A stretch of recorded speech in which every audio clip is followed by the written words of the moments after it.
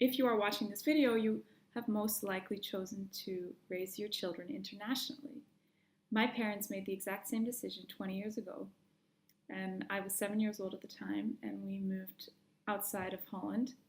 And I finished my primary school, my secondary school abroad, and by that time, moving around had become like second nature to me. So I went to university in 3 different countries, and when it came time to begin my working career, I kind of had this feeling that I should try and settle down and grow roots somewhere. And why not go back to the country where I came from? So I went back to Amsterdam and I began working. And I realized right away that this international upbringing served me so well professionally.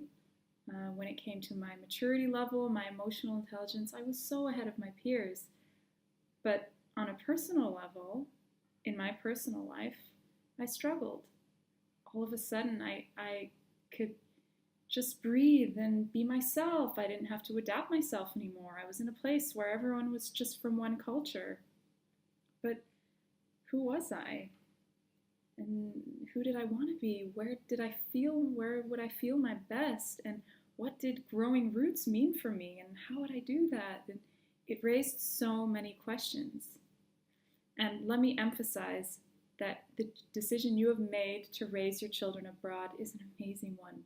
You've given your children so many opportunities and given them the feeling that the world is their oyster, something which you probably would have loved to feel and loved to have when you were younger.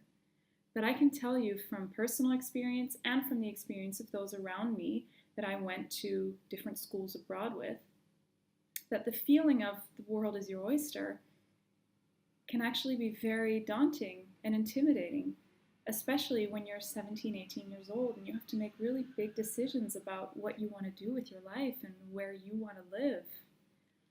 And I myself, but also those around me, have said many times that we would have loved to have some more insight and more support at the time. And we wish there had been more awareness around third culture kids and what it meant to be a third culture kid and how that could impact us. And that is exactly why I do what I do now. I believe that giving your children the tools and the insights to thrive and feel confident at an early age will serve them for the rest of their lives. And because I know for a fact that this international upbringing that you have given your children, that given just a little bit of an insight, a little bit of coaching, and a small push, that they can conquer the world if they want to.